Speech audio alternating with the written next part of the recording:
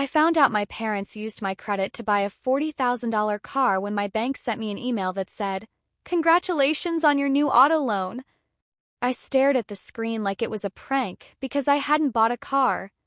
I hadn't even test-driven a car. I was 26, living in Atlanta, building my life one careful payment at a time, and the most exciting purchase I'd made that month was a bulk pack of paper towels. My name is Savannah. I've always been the responsible one, the one who checks prices, the one who pays bills early, the one who doesn't miss payments because I hate the feeling of owing people. My parents loved that about me, not because they admired it, because it made me useful. That email came in on a Tuesday morning while I was at my desk. Clicked it, confused, and saw a loan number, a monthly payment, and an amount that made my stomach drop. $40,187. My heart started punching my ribs. I opened my credit monitoring app, hands shaking, and there it was. A new account. Div. Then 2 days ago. My score had already dipped. I felt cold all over. I called the bank immediately. "Hi," I said, trying to keep my voice steady. "I think there's a mistake. I didn't apply for an auto loan." The representative asked for my info, then paused. "The loan is valid," she said. "It was signed in person at the dealership." "Signed," I repeated. "By who?" She hesitated. "The borrower is you," she said. "And there's a co-signer." My mouth went dry. "Who is the co-signer?" I asked. "Your father," she said. I sat back in my chair so fast it squeaked. My office suddenly felt too bright, too loud. I could hear my coworkers typing like nothing was happening while my life was splitting into before and after. "Ma'am," I said, voice shaking. "I did not sign anything." The representative lowered her tone. "If you believe your identity was used without permission, you need to file a fraud claim," she said. "We can flag the account, but you'll need documentation. A police report, most likely." Police report. On my own parents. The words didn't fit in my brain. I hung up and stared at my hands. They were trembling. I texted my mom first because part of me still hoped there was some explanation that didn't destroy everything. Did Dad buy a car in my name? I waited. 3 dots appeared. Then disappeared. Then her reply came. "Call us." Not. No. Not. What? Just. Call us. I left my desk, walked out to the parking lot, and called. My dad answered on the first ring. "Hey, Save." His voice was casual, like I was calling to chat about nothing. "Tell me you didn't take out a loan in my name," I said. Silence. Then a sigh. "Don't start," he said. "Start," I repeated, my voice rising. "Dad, my credit shows a $40,000 auto loan. The bank said you co-signed." My mom jumped on the line fast. "Savannah, calm down," she said. "Calm down. The family command, that means. Stop making us uncomfortable." "Why is there a loan in my name?" I asked again, slower, like I was talking to a child. My dad's tone sharpened. "We needed a reliable car," he said. "Your mother's old one was falling apart." "So you used my credit," I said. My throat was tight. "Without asking." "We were going to tell you," Mom said quickly. "We just didn't want you to stress." I laughed once, sharp and disbelieving. "You didn't want me to stress, so you gave me $40,000 of debt." My dad's voice went hard. "It's not your debt," he snapped. "We're paying it. We just needed your score because the rate was better." I gripped my phone so tight my fingers hurt. "That is my debt," I said. "It's on my report. If you miss one payment, it destroys me." Mom's voice turned sugary. "Honey, we would never miss. You know us." Did I? I thought about the times they borrowed $50 and forgot. The times they paid bills late and blamed the mail. The times they promised and then got defensive when I followed up. My chest burned. "Why didn't you ask?" I demanded. My dad scoffed. "Because you'd say no," he said. Like that justified it. Like consent is optional if the answer is inconvenient. "So you stole my identity," I said. The word tasted acidic. My mom gasped. "Don't say it like that," she hissed. "It was family." Family. Their favorite word for access without permission. "Family doesn't forge signatures," I said. My dad's voice dropped. "Watch your tone," he said. "We raced you. We sacrificed for you. The least you can do is help us get a safe car. The least you can do." Another contract clause I never signed. "Dad," I said, voice shaking. "The bank told me I need a fraud claim. A police report. They said I didn't sign." Silence. Then my dad exploded.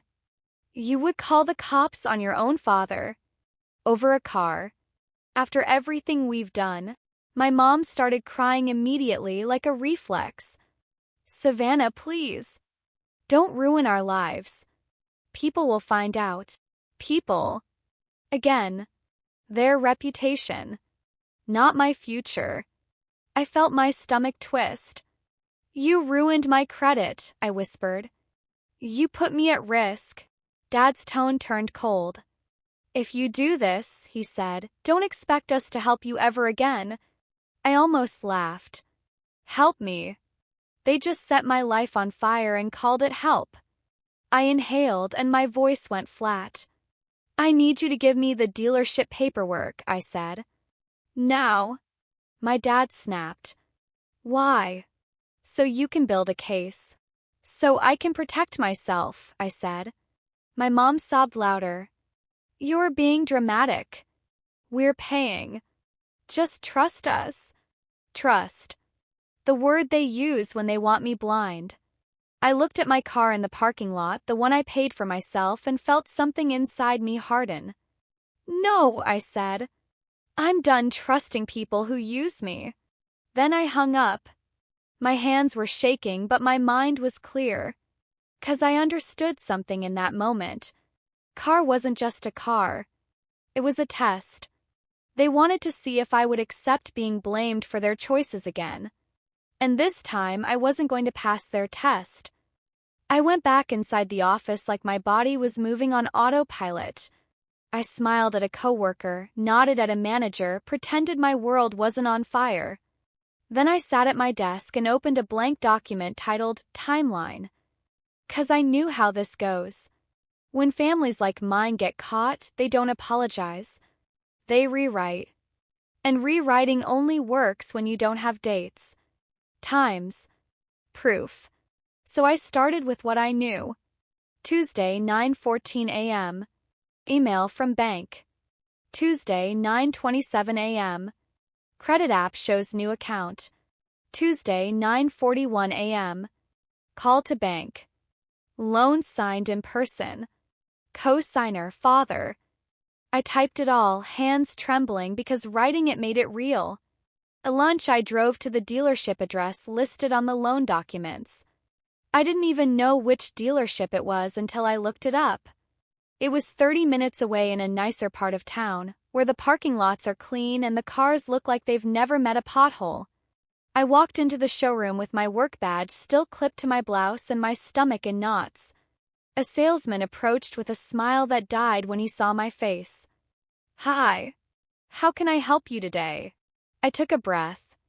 "Someone bought a car using my identity," I said. "I need copies of everything signed under my name."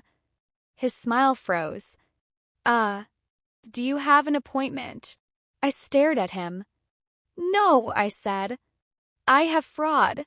That word did something. He glanced around, then waved a manager over.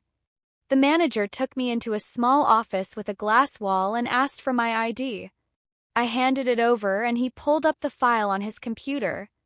I watched his eyes move across the screen. "Savannah Brooks," he read. "Borrower. Co-signer Daniel Brooks."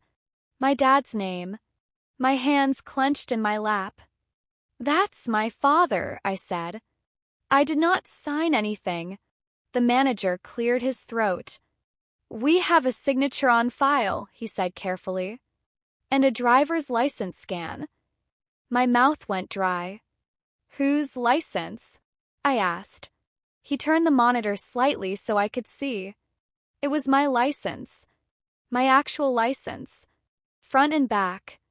The scan was clean, like it had been copied directly, not photographed in a hurry. My skin went cold. Because that meant it wasn't just Dad co-signed and used his own paperwork. It meant they had my documents. They had access. They planned it. "How did you get that?" I whispered, mostly to myself. The manager looked uncomfortable.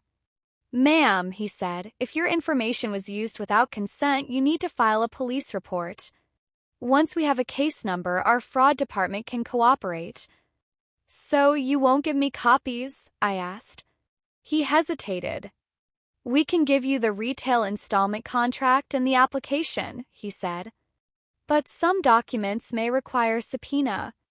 I nodded, throat tight. "Print what you can," I said. When he handed me the papers, my eyes went straight to the signature line. My name, written in a rushed version of my handwriting.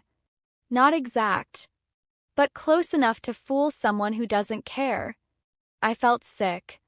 I drove back to work with the papers on the passenger seat like they were radioactive. My phone kept buzzing with calls from my mom. I didn't answer. Then a text came from my dad. "Stop overreacting. We'll handle it.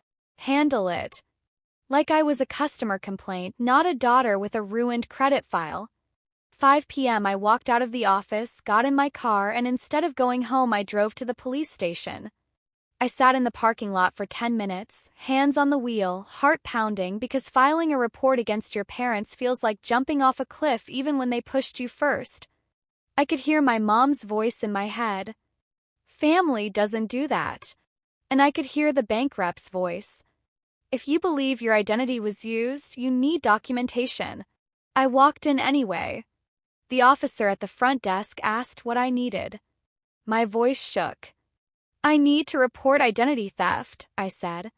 He looked up. "Okay. Who used your identity?" I swallowed. "My parents," I said. His eyebrows lifted slightly, but he didn't react like it was scandalous. He reacted like it was information. He gave me forms. He asked questions. He treated it like what it was. A crime. Not a family disagreement. While I filled out the report, my mom called again. I declined. She texted immediately. "Where are you? We need to talk." I didn't answer. I finished the report, got a case number, and walked out feeling like my legs were made of glass. In the car, I stared at the case number on the paper and realized this was the point of no return. Once a report exists, the fantasy that this is just family helping family collapses. My phone buzzed again. A new message from Paige, my younger sister, from a number I hadn't blocked yet because I hadn't even thought about her in the middle of all this. "Mom says you're freaking out. She says you're trying to ruin Dad's life. Why are you doing this?" I stared at the text and felt a bitter laugh rise in my throat. Here it comes. The blame pivot. The villain assignment. I typed slowly. "Because Dad used my identity to buy a $40,000 car." Paige replied. "He said you agreed." I stared at the screen, eyes burning. "Did you see me at the dealership?" I wrote. "Did you see me sign anything?" She didn't respond for a minute. Then, "Mom says you're being dramatic. They're paying it. So what's the problem?" The problem. My hand shook as I typed. The problem is it's my name, my credit, my future. And they did it without permission. If they miss one payment, I'm the one who gets destroyed. Paige sent. But family helps family. I closed my eyes. The family phrase again. Like a spell. I didn't answer her. I drove home, locked my door, and sat at my kitchen table with the paperwork spread out like evidence in a trial. 'Cause that's what it was now. Evidence. Not feelings. Not vibes. Proof. And I promised myself something in that moment. No matter how much they cried, no matter how many relatives they sent, I would not be blamed for cleaning up a mess I did not make. The next morning, my mom showed up at my apartment before work. Not text first. Not call first. Just showed up like she still had the right to appear in my space and reset the narrative. I saw her through the peephole, hair pinned back, eyes glossy, clutching her purse like a prop. My stomach tightened, but I didn't open the door. I asked through the door, "What do you want?" She leaned closer, voice soft. "Savannah, please. Open up. We need to talk." I kept my hand on the deadbolt. "You can talk through the door," I said. Her breath caught. "Don't be like this," she whispered. "People do this to strangers. Not to their mothers." I almost laughed. "People don't steal strangers' identities either," I said. Silence. Then her voice sharpened. "Your father did not steal," she hissed. "He borrowed." Borrowed. Like identity theft was a library book. "Mom," I said. I filed a police report. I heard her inhale like I'd slapped her. "You did what?" she gasped. Her voice rose. "Savannah, are you insane?" There it was. Not concern for what happened to me. Concern for consequences to them. I opened the door just enough to see her face because I wanted her to hear me clearly. "I have an auto loan I didn't sign. My credit score dropped. The dealership has my license scan and a fake signature. I'm not covering for that," I said. My mom's eyes filled with tears. "Your father was trying to protect us," she whispered. "We needed a safe car. The old one was dying. And you have good credit." It made sense. Made sense. To use me. It made sense to ask me, I said. "You didn't." Mom's face twisted. "Because you always say no," she snapped, then tried to soften. "You're always so rigid." Rigid. Another word for. Not easy to exploit. She looked around my hallway like she was searching for witnesses. "You're going to destroy this family," she said. "Your father could lose his job if this gets out." I stared at her. "Dad should have thought about that before he forged my name," I said. Her mouth opened. "Stop saying forged," she hissed. "It sounds criminal." I held her gaze. "Because it is," I said. My mom's tears spilled. "You don't understand," she sobbed. "Your father is under pressure. He's been stressed. He didn't mean to hurt you." I felt my chest tighten. The old urge to comfort her rose. Then I remembered the scan of my license on the dealership screen. That wasn't stress. That was planning. "Where did you get my license?" I asked quietly. Mom froze. Her eyes flicked to the side. "We had it," she said. "From when you lived with us." "So you kept my documents," I said. "And used them." Mom's face hardened. "We are your parents," she said. "We have access." Access. Like I was a bank account. Like I was property. I took a slow breath. "You do not have access to my identity," I said. "Not anymore." My mom shook her head like I was being unreasonable. "Savannah, just fix this," she pleaded. "Call the bank. Tell them you made a mistake. We'll handle the payments. We'll make it right." I stared at her. "You want me to commit fraud to cover your fraud," I said. Mom flinched. "Don't talk like that," she whispered. "I'm your mother." I felt something go cold in my chest. "Then act like it," I said. "You put me in debt and called it help." Mom wiped her face, then changed tactics. "Paige is terrified," she said. "She says you're going to ruin Dad. She says you've changed. I nodded. I changed the moment I realized my parents could do this to me, I said. My mom's voice rose. You're being selfish, she snapped. You only care about your credit score. What about us? What about our needs? My hand shook slightly, but my voice stayed even. You didn't ask about my needs when you opened a $40,000 loan in my name, I said. And my credit score isn't vanity. It's my future. My apartment. My job options. My ability to buy a home. You gambled with it without permission.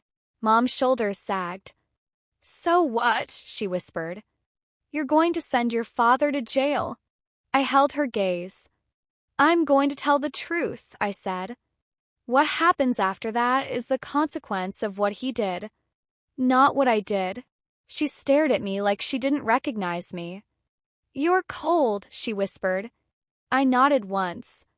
No, I said. I'm finally safe. I closed the door gently, locked it, and leaned against it with my heart pounding. My phone buzzed immediately. A text from my dad. Open the door. Stop acting crazy. Then another. We can fix this privately. Privately. Translation. Without accountability.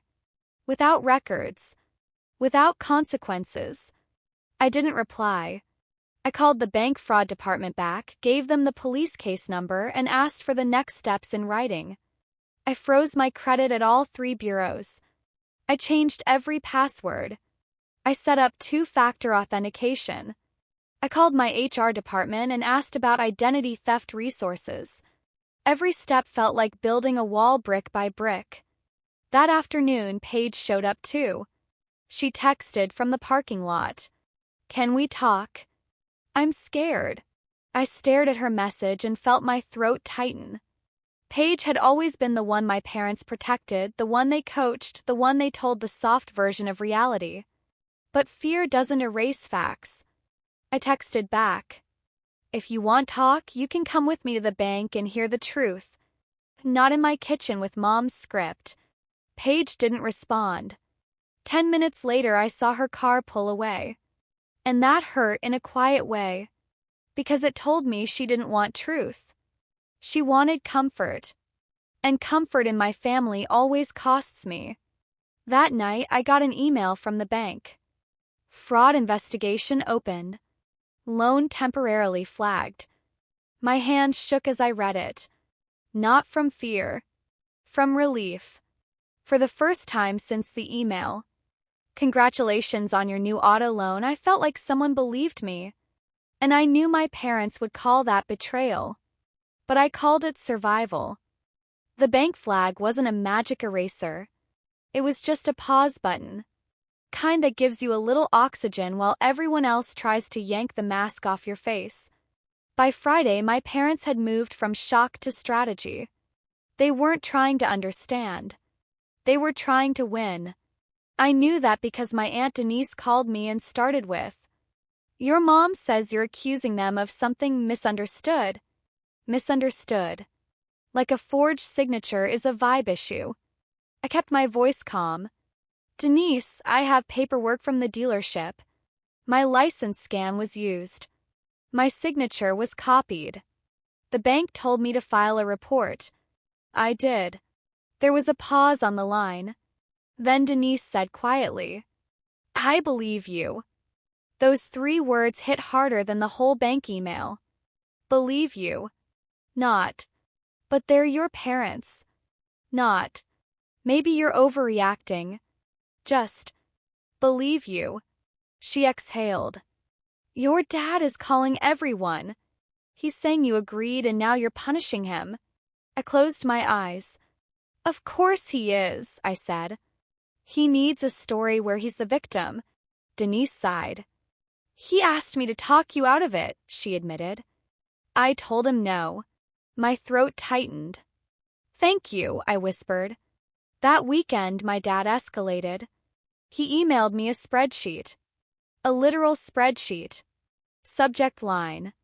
Payment plan. It listed monthly payments for the car. It listed his paycheck dates. It listed a promise column. And at the bottom in bold he wrote, "See, we are paying. Drop the police report." I stared at the spreadsheet and actually laughed. 'Cause only my father could think a homemade spreadsheet cancels a legal contract with my name on it. He still didn't get it. The danger wasn't that he planned to pay. The danger was that he had proven he was willing to risk my future without permission. And if I dropped it now, he would do it again the next time he needed something. I replied with one sentence. A spreadsheet is not consent. 10 minutes later, my phone rang from another unknown number. I answered because part of me wanted to hear how far he'd go. "Savannah," my dad said, voice low and angry. "Why are you doing this to us?" I kept my tone steady. "You did this," I said. "I'm responding." He scoffed. "We needed a car," he snapped. "You're acting like we robbed a bank." "You robbed my identity," I said. There was silence. Then he switched tactics. "Fine," he said. "If you want the truth. We did it because you would not help us. You're selfish with your money. You never contribute. You act like you're above us." There it was. The blame. The moral rewrite. He didn't deny it anymore. He justified it. My stomach turned. "So your solution was to put me $40,000 in debt," I said. "Without asking." He snapped. "It's not your debt. It's our car." "It's my credit," I said. "And you know that. That's why you used it." My dad's voice rose. "You're trying to ruin me," he hissed. "You think you're so perfect. Miss Responsible. Let me tell you something. Without us, you'd have nothing." I felt my jaw tighten. "I have my job," I said.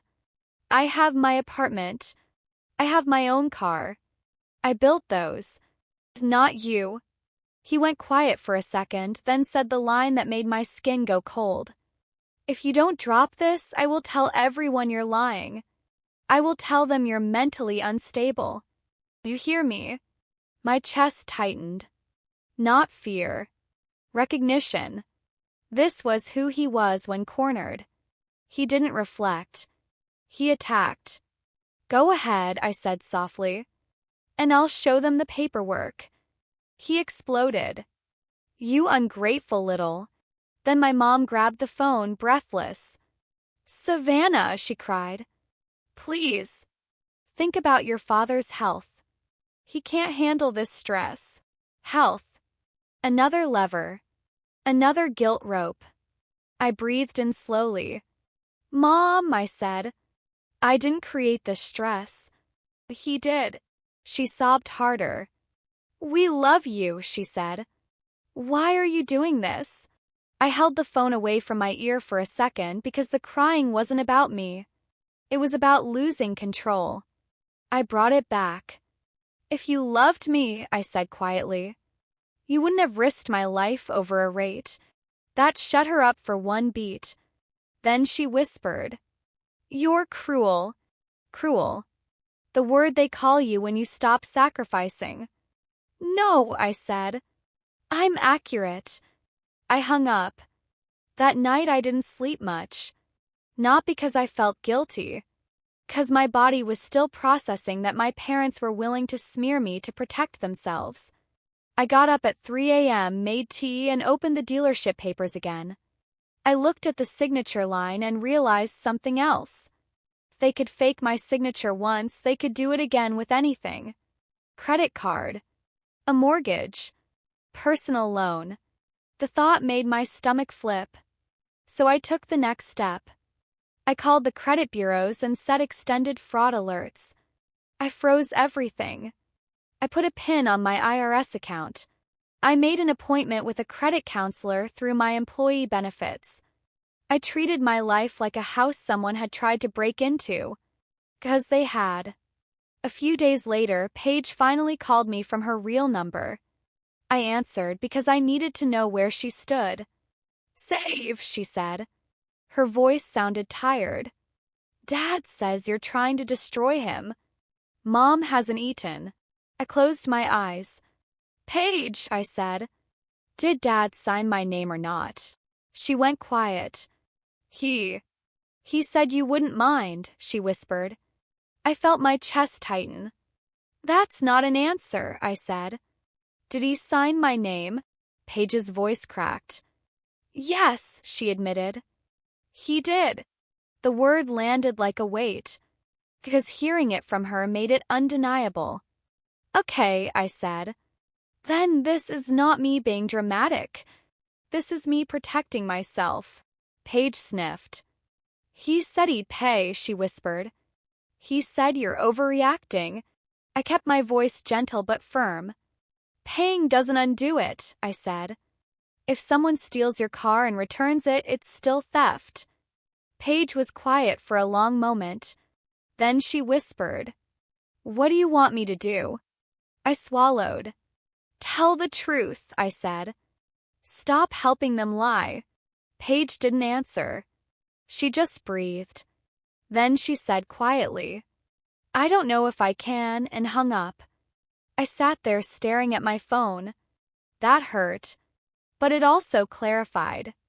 Paige wasn't my enemy. She was just still living under their roof of fear. And I was finally outside. The next email from the bank came on Thursday. We need additional documentation. Please submit the police report and dealership contract. I forwarded everything. I kept copies. I kept timestamps. Because I wasn't just fighting alone. I was fighting a family system that only respects you when you have proof. Once the bank asked for additional documentation, my parents stopped pretending this was a misunderstanding and started treating it like war. They couldn't intimidate the bank. So they aimed everything at me. Friday morning, my dad emailed me again. Subject line. Final warning. The body was 3 sentences. Drop the report. Stop talking to Denise. Come home this weekend. If you don't, you are no longer our daughter. I read it twice, waiting for my stomach to collapse the way it used to. It didn't. What I felt was a quiet, strange clarity. 'Cause if your love can be canceled with an email, it was never love. It was access. I didn't reply.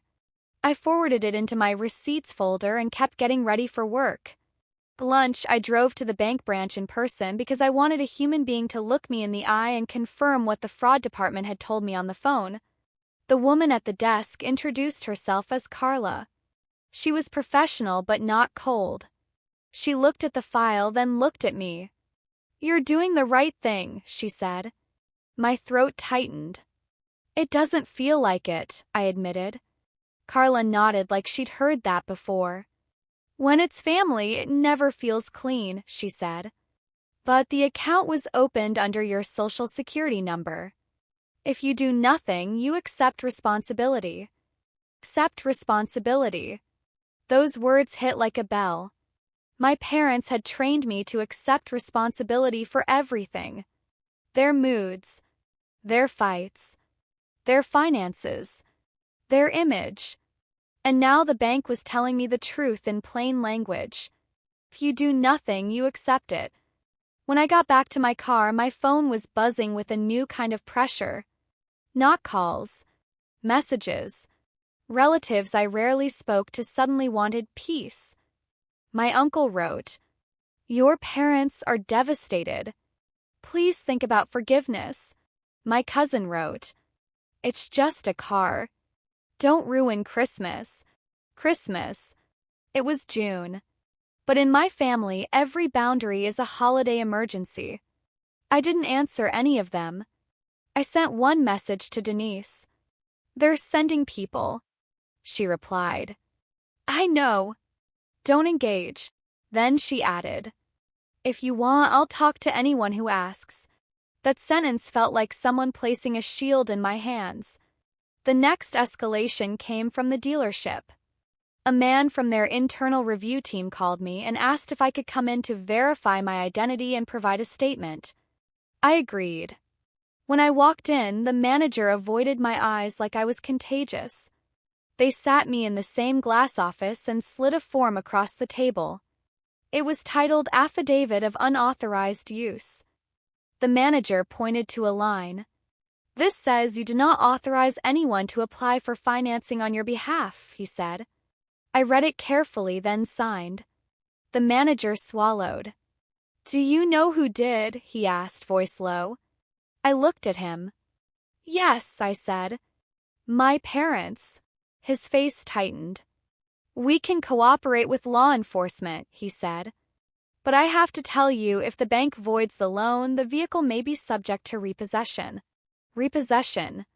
That word brought a flash of something I didn't expect. Relief. Not because I wanted them hurt, because the consequence was finally attached to the action.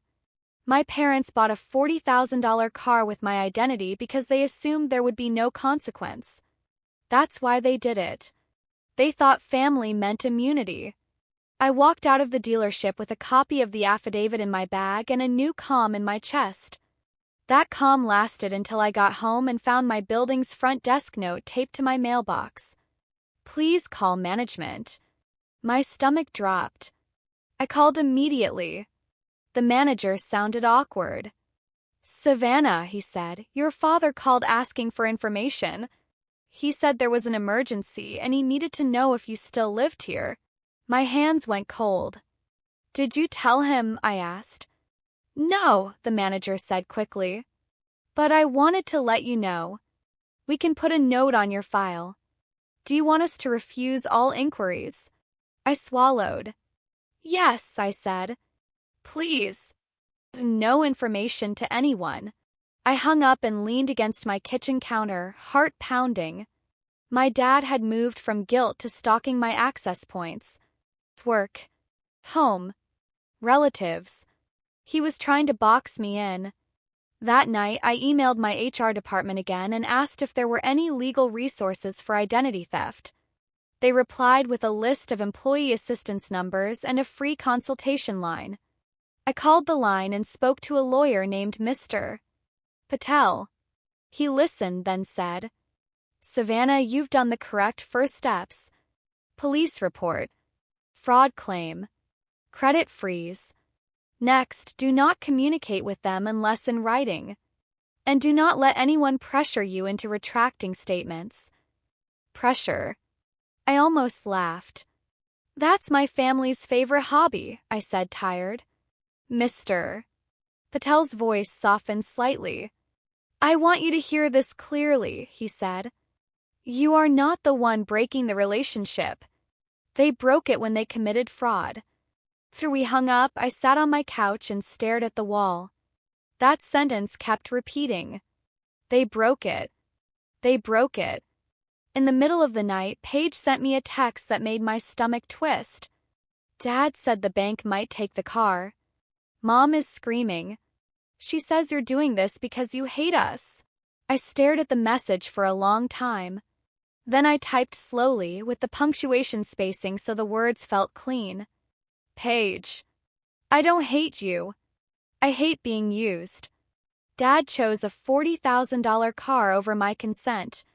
That's why the bank might take it." "Not me," Paige replied. "He said you could have just let him pay."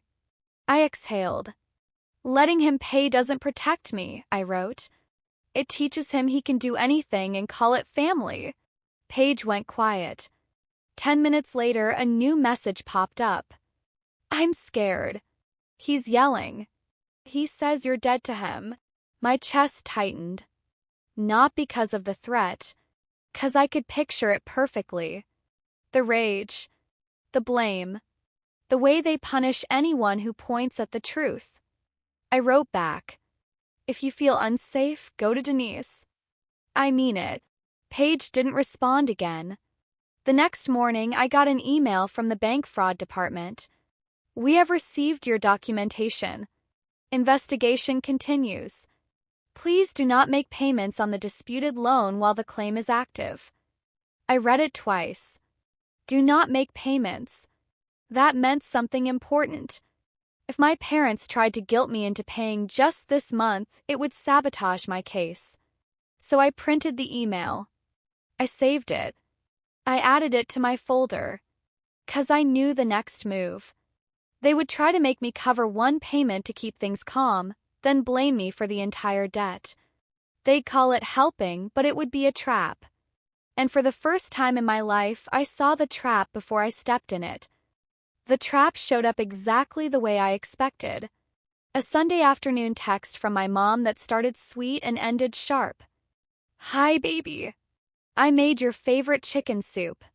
I miss you. Can we talk? Just you and me. No yelling. Also, car payment is due tomorrow. Your father's paycheck is delayed. Could you just pay this 1 month? We'll reimburse you." I stared at the message and felt my stomach drop. Not because I was surprised, because I knew how dangerous just 1 month is. One payment becomes proof you accepted responsibility. One payment becomes their story. Savannah admitted it was her loan. She started paying. I opened the bank email I had printed and read the line again. "Please do not make payments on the disputed loan." Then I typed a reply, careful and clean. "I can't pay. The bank instructed me not to while the fraud claim is active." 3 minutes later my phone rang. New number. I answered because I wanted the record in my call log. My dad's voice hit my ear like a slap. "What the hell is wrong with you?" he barked. "We're about to get hit with late fees." I stayed calm. "The loan is in my name because you put it there," I said. "The bank told me not to pay."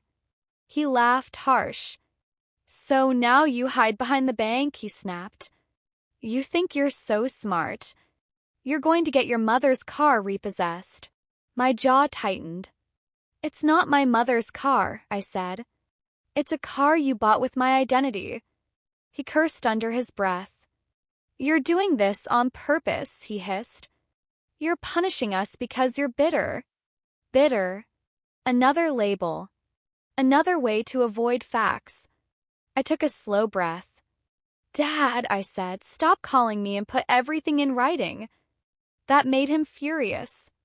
"Oh, so you can collect more receipts like I'm some criminal," he snapped. I didn't flinch. "If you didn't do anything criminal, writing shouldn't scare you," I said. Silence.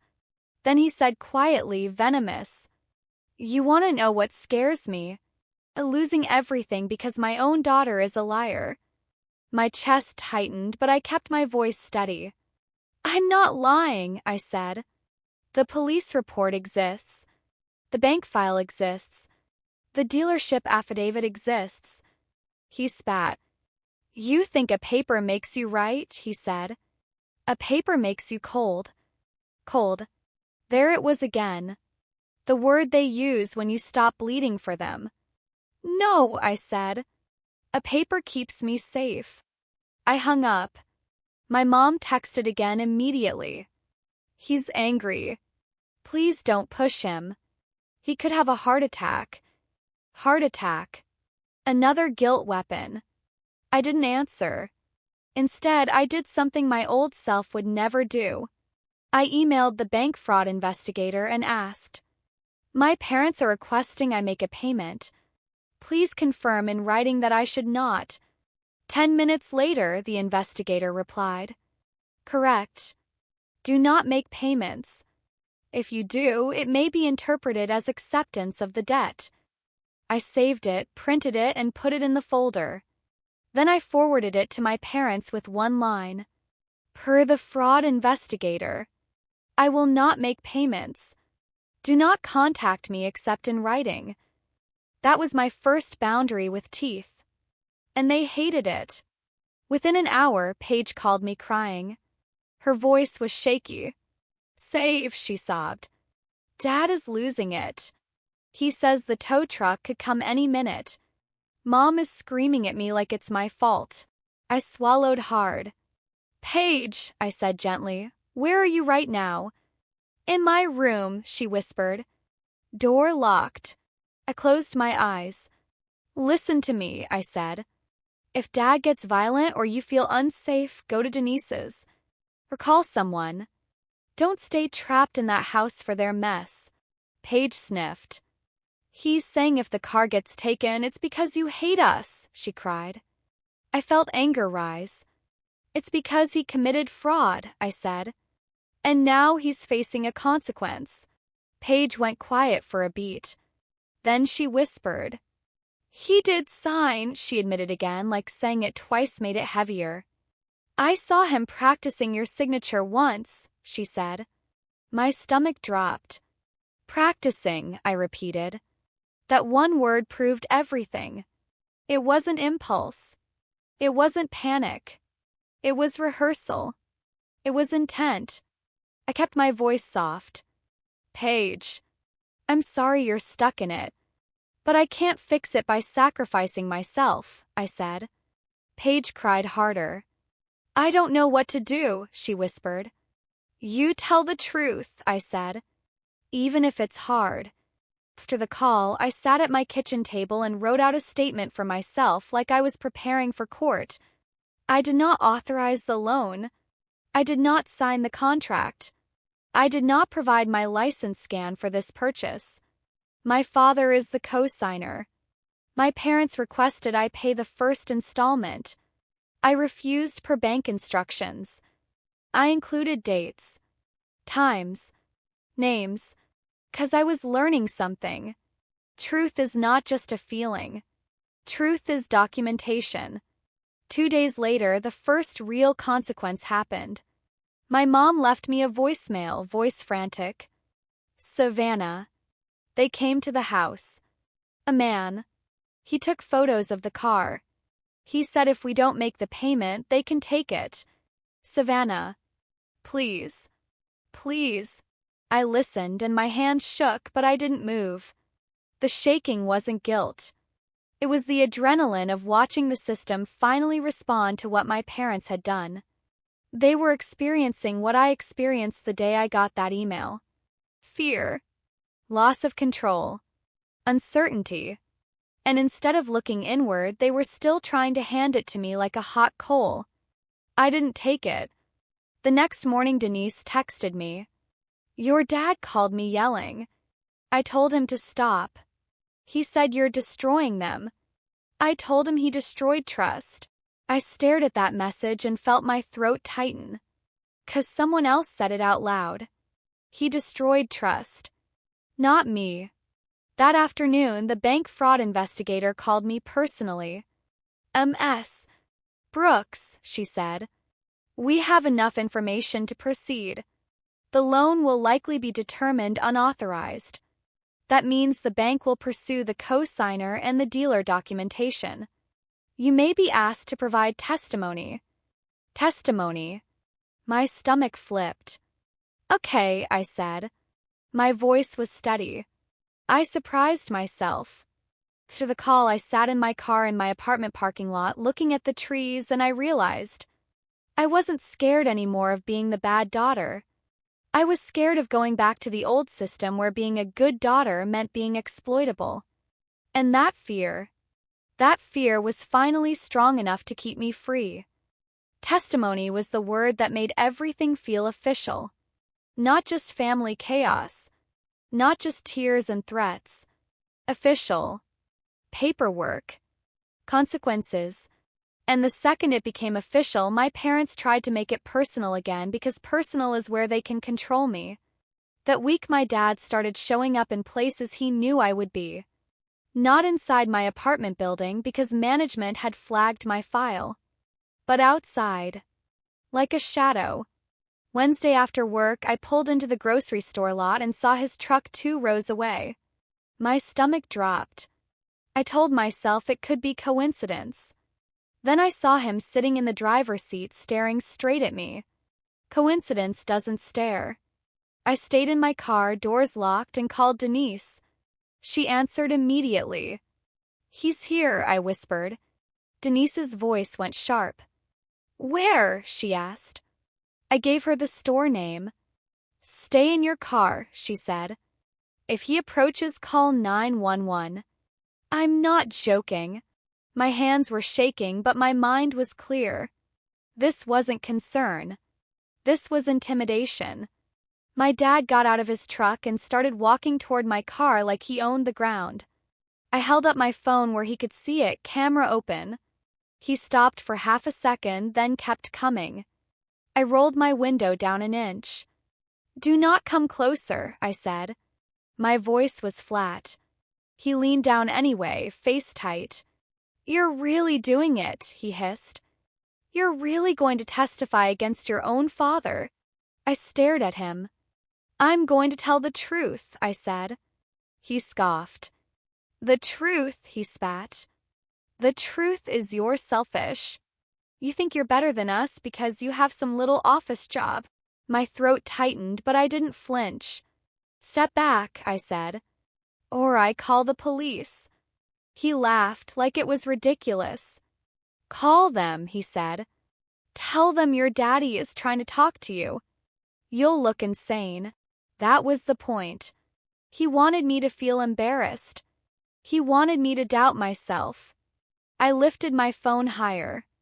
"Back up," I repeated.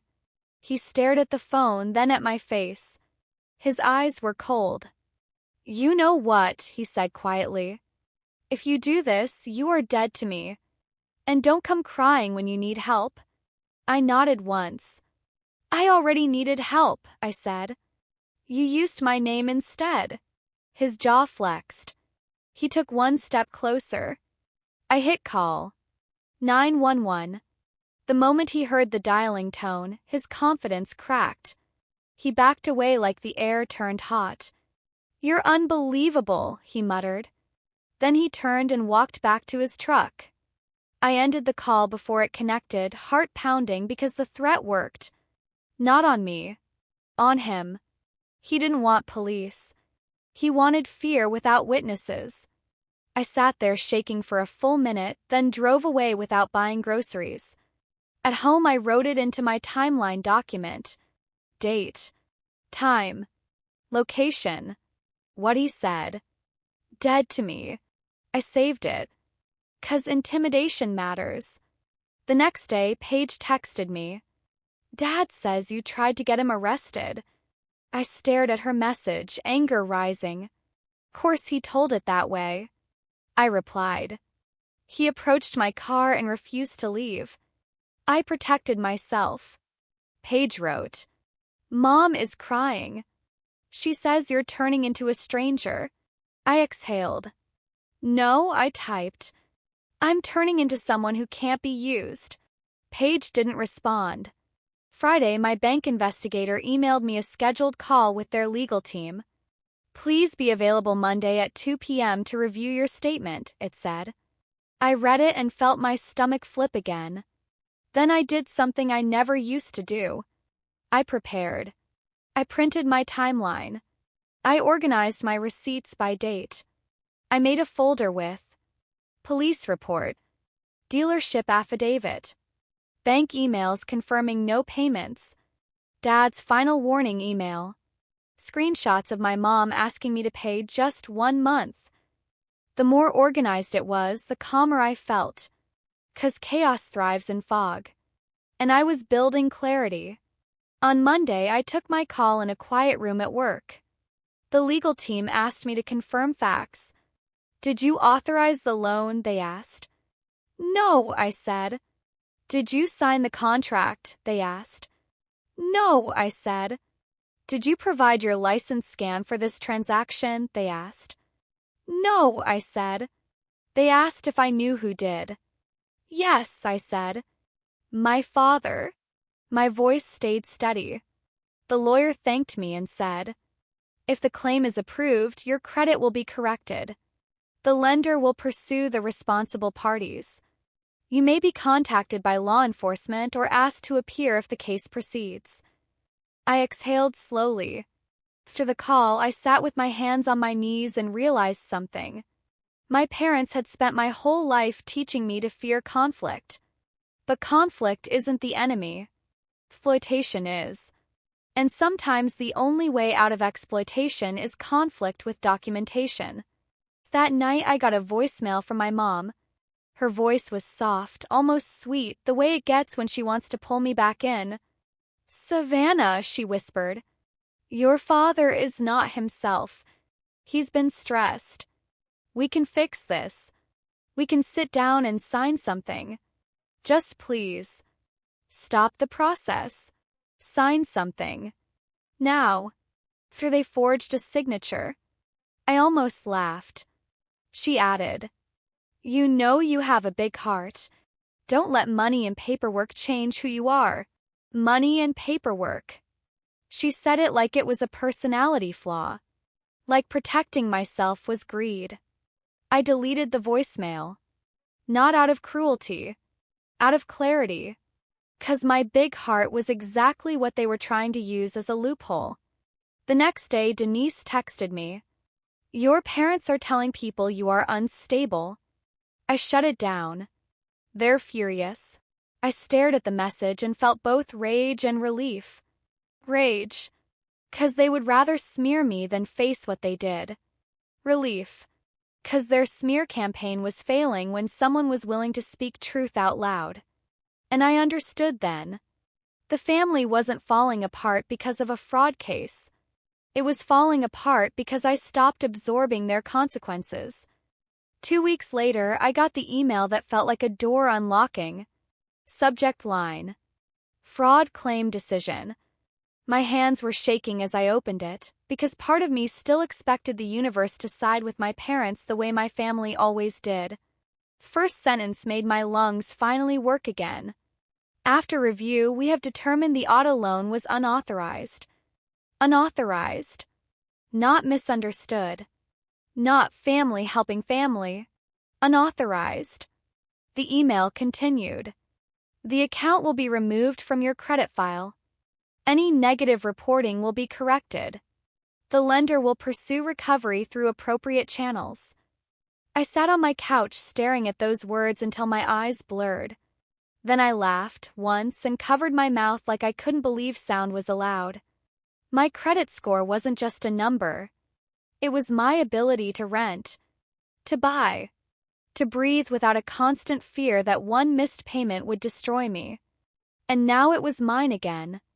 Within days, my credit monitoring app updated. The loan disappeared. My score jumped back up like it was breathing too. I took a screenshot and saved it, not because I wanted to brag, 'cause I wanted proof that the truth can win when you don't back down. My parents didn't celebrate. They didn't apologize. They retaliated. My dad posted a long message online about betrayal and children who forget who raised them. He didn't name me, but he didn't have to. In our family, everyone reads between the lines. He wrote about how some people choose money over love and how family should handle things privately. Privately. The same word again. The word that means no witnesses. No accountability. Denise commented one line under his post. "Daniel, accountability is not betrayal." He deleted the post within an hour. My mom tried a new tactic. A handwritten card showed up in my mailbox. "I love you," she wrote. "I hope one day you understand why we did what we did." No apology. No responsibility. Just justification wrapped in cursive. I held the card and felt something settle in my chest. Grief. Not the dramatic kind. The quiet kind that comes when you finally stop hoping. 'Cause hope was the hook. Hope kept me reachable. Hope kept me soft enough to use. The biggest twist in all of this wasn't the bank decision. It was what happened with Paige. One night she called me from a gas station parking lot. Her voice was low and shaking. "Save. Can you pick me up?" she whispered. My stomach dropped. "Where are you?" I asked. She gave me an address. I grabbed my keys and drove. When I pulled up, she was sitting on the curb with a backpack, mascara smeared, looking smaller than I'd ever seen her. She got in my car and shut the door like she was locking out a storm. "What happened?" I asked softly. Paige stared at the dashboard for a long moment. Then she whispered, Dad told me this is my fault. He said if I had convinced you, the car would still be there. I felt anger flare. He blamed you, I said. Paige nodded, tears rolling. He said I'm just like you. Selfish. Disloyal. He said I'm ungrateful for everything he's done. Her voice cracked. He said I can leave if I don't like it. I swallowed hard. So you left, I said. Paige nodded again, wiping her face. I didn't think he meant it until he said it, she whispered. I didn't think he'd turn on me. I kept my eyes on the road as I drove us back to my apartment. He turns on anyone who won't protect his image, I said quietly. Paige's breathing was shaky. I'm sorry, she whispered. I'm sorry I called you dramatic. I'm sorry I kept repeating Mom's script. I didn't know what to do. I felt my throat tighten. I wanted to be angry. Part of me still was. But I also knew Paige had been trained to survive in that house by aligning with power. I can't erase what happened, I said. But you're safe with me tonight. Paige cried harder, and I let her. Because for the first time, she wasn't crying to manipulate. She was crying because the truth finally reached her. She slept on my couch that night. The next morning, we called Denise together and told her Paige was with me. Denise exhaled like she'd been holding her breath for months. Good, she said. You two stick together. A week later, Paige got a job at a small boutique and started saving for her own place. It wasn't glamorous. It was real. Watching her step out of the old system made me realize something. My parents didn't buy that $40,000 car because they needed transportation. They bought it because control is expensive and they thought my identity was their credit card. When that stopped working, they spiraled. Not because they lost a vehicle, because they lost the power to use me without permission. Months passed. Calls slowed. The messages stopped. My dad never said sorry. My mom never admitted we forged your signature. They moved on to a new story where I was the villain and they were the victims. And for the first time, I let them have their story without trying to correct it. 'Cause I understood something that changed my life.